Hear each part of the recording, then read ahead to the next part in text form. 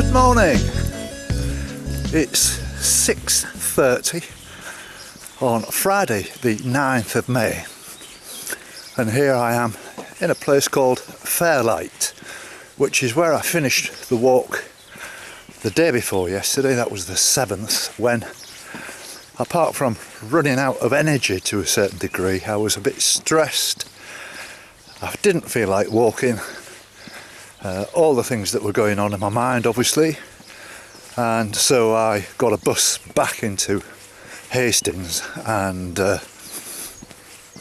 didn't do anything yesterday really, other than ride out to Rye on a bit of a recce actually, and I'm glad I did, because there was absolutely nowhere to park in Rye. So my plan of doing it the other way around, actually working from Rye and getting a bus back to here and then walking back, I had to revise that, and so I'm doing it now, and I'm doing it at this time in the morning because it seems as if there's going to be a lot of rain this afternoon. It's forecast all afternoon. I haven't got another day to sort of sit around and waste, and so I thought, well, even if it's only a 2-hour walk this morning, it will get me out of the van, and I'll be very happy with that. And so I'm walking now to Rye. I haven't had any breakfast, so I'm just hoping and praying that there's a cafe there. I'm sure there will be at this time in the morning. Get some breakfast, and then I've got to get the bus back to where I've just left the van, just around the corner from here, by the roundabout where I caught the bus the last time. So it's quite a nice morning actually. It's absolutely dead still. There's nothing going on at all. No wind coming from any direction at all. But the clouds look as if they are gathering for some rain later, and according to the BBC forecast, it's going to start raining somewhere around about sort of 10 o'clock, 11 o'clock. So I'm faced with about a 2-hour walk now, that's all. And then I can get a bus back. I don't know, well, I do know the bus timetable. I've read it over and over and over again. And there's a bus every half an hour, so that's not too bad. Even if I've just missed one, I've only got half an hour to wait, which is fantastic. So, lovely morning, not a breath of wind, and let's get back down to the coast again. I'm just working my way through the village, which, if you remember, there was a diversion which sent me into the village, and now I'm just working my way back out again to the coast. So, there's my friend Ralph, who I talked to the other night actually, and he's fine.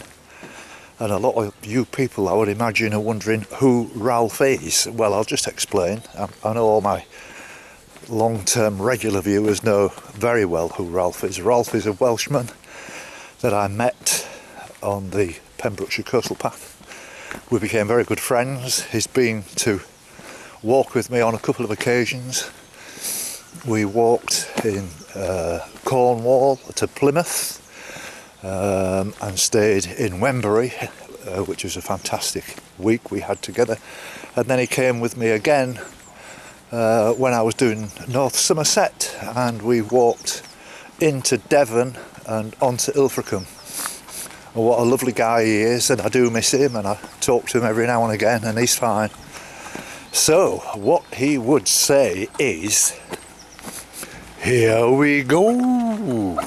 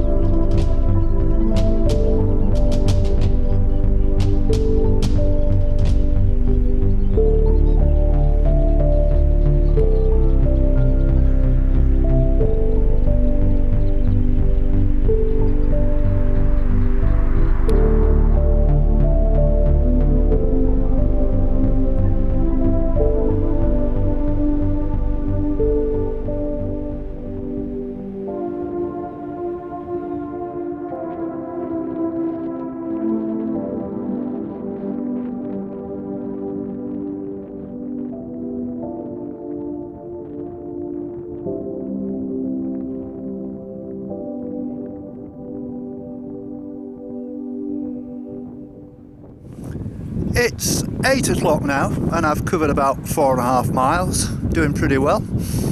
Not far from Winchelsea Beach, which is the next thing to come up, and then I'm not that far after that off to Rye. There's a bit of a wind just sort of come up. It's not, well, a wind, it's a bit of a fresh breeze. And looking in the far distance, quite a few miles away, you can see one or two clouds rolling in, but it doesn't look too bad. I'm going to get away with this quite easily. And then I've got to think carefully about what I'm going to do next once I've actually got into Rye, because as I said, there's nowhere to park. I'm going to have to look at maybe moving on to Lydd or somewhere like that and seeing what I can get in today. I mean, the forecast is for rain, as I said earlier, but what kind of rain? It's only going to be light, drizzly sort of stuff, so I might be able to carry on. But I'll just see how I feel.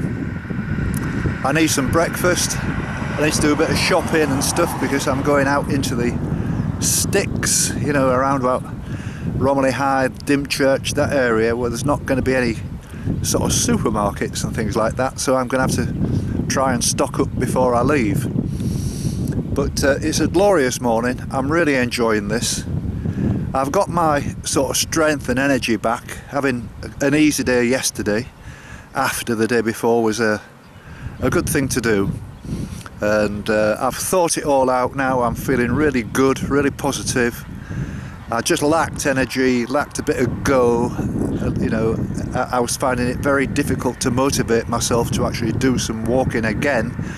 And I could have done this yesterday in actual fact, but I just really didn't feel like it. And so having a break and all the rest of it was good, and I do feel much better. So I'll carry on.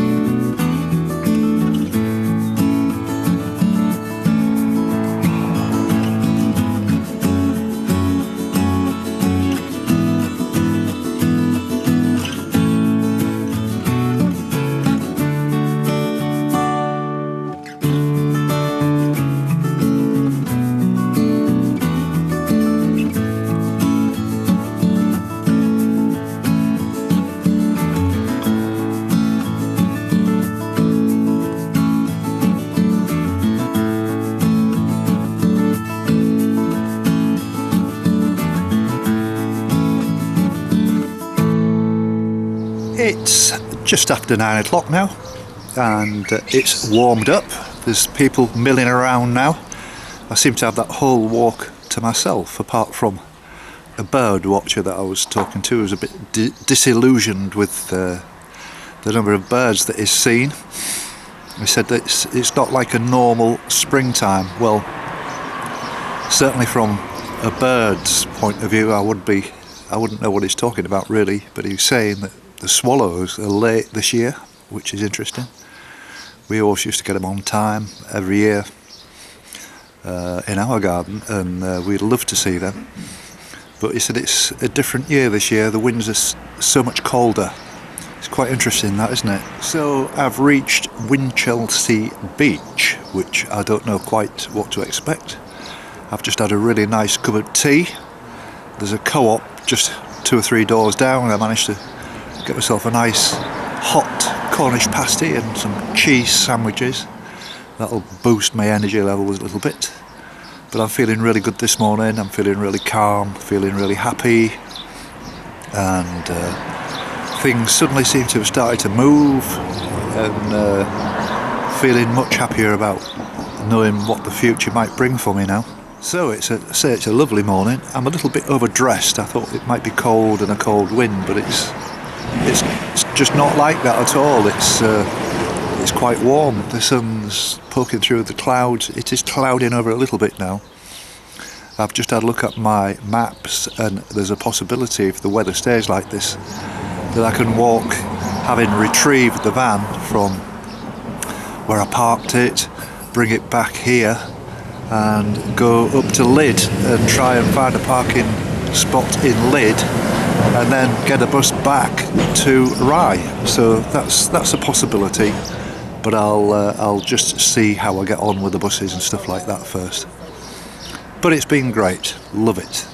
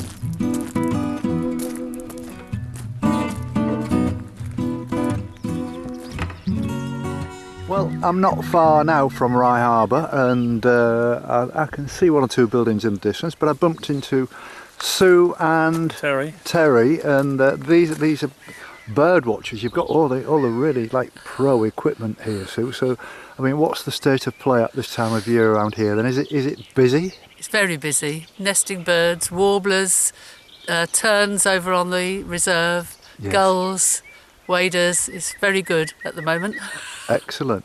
And I was talking to a guy who said he hadn't seen the swallows yet, but you say you've seen 1 or 2. We've seen 1 or 2, but not in great numbers. No. And we haven't seen any nesting yet. We've seen house martins nesting. Yes. And there were swifts at Dungeness. But Rye Harbour's a very good place for birds, especially the nature reserve. Is it really? Yes, fantastic. Right.